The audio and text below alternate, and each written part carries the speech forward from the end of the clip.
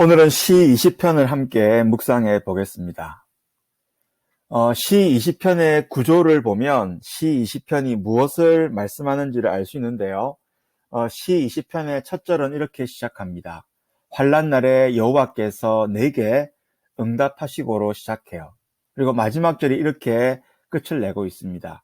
여호와여 왕을 구원하소서, 우리가 부를 때에 우리에게 응답하소서라고 끝을 내고 있어요. 무엇으로 시작해서 무엇으로 끝을 내고 있습니까? 응답으로 시작해서 응답으로 끝을 내고 있습니다. 그러니까 시 20편은 응답하시고로 시작해서 응답하소서로 맞춰지고 있어요. 그러니까 무슨 말입니까? 시 20편이 바로 기도의 응답에 대한 시편입니다. 특별히 누구에 대한 기도의 응답을 구하고 있습니까? 왕에 대한, 지금 말로 하자면 지도자에 대한, 리더에 대한 기도의 응답을 간구하는 시편으로 보시면 되겠습니다. 성경에 보면 지도자를 위한, 리더를 위한 중보 기도의 전통이 계속해서 나오고 있죠. 하나님께서 내려주신 권세이기 때문에 지도자를 존경하고 그들을 위해서 기도하라라고 말씀하고 있습니다. 오늘 우리가 묵상하고 있는 시 20편도 바로 이런 전통의 하나로 보시면 됩니다. 여러분은 기도하실 때에 정치 지도자를 위해서 기도를 하십니까? 더불어 영적인 지도자를 위해서 기도를 하십니까? 이것이 꼭 필요한 중보기도라고 성경은 강조하고 있습니다. 그리고 한편으로 보면 이 지도자를 위한 기도는 곧 나를 위한 기도이기도 합니다. 그러니까 지도자가 잘 되고 지도자가 지혜롭게 잘 인도할 때 그것이 결국 나에게 유익이 되고요.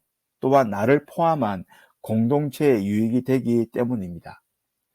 우리가 역사를 통해서 배우는 것이 무엇입니까? 아주 참 좋은 지도자를 통해서 공동체의 유익을 가져오죠. 하지만 그렇지 못한 나쁜 지도자를 통해서는 공동체에 얼마나 큰 해악을 가져오는지 우리는 역사를 통해서 배웁니다.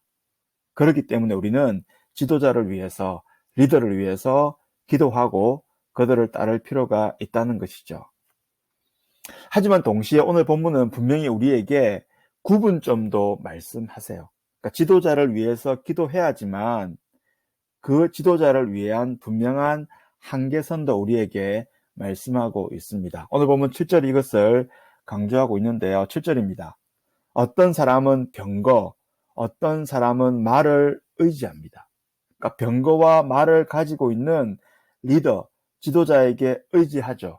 하지만 그것은 어떤 한계 가운데, 분명한 한계 가운데 그렇게 해야 한다라고 말씀해요.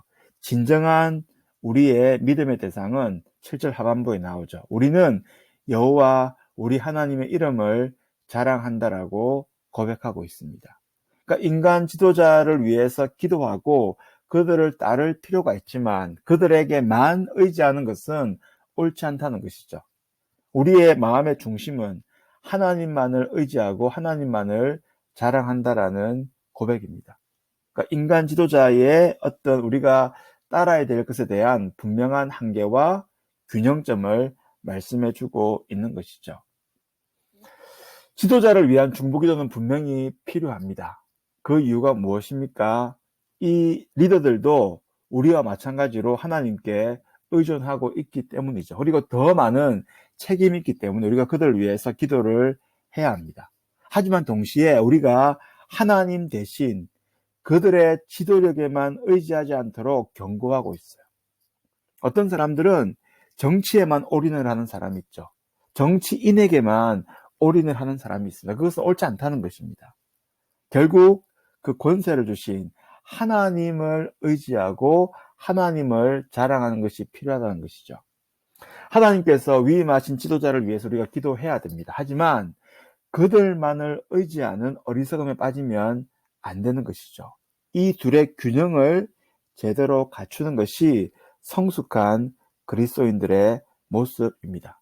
우리는 분명히 우리의 리더를 위해서 기도해야 하죠. 하지만 분명한 선도 지키는 균형 감각 있는 그리스도인이 될 수 있도록 기도하는 우리 큐티 시간이 되었으면 좋겠습니다.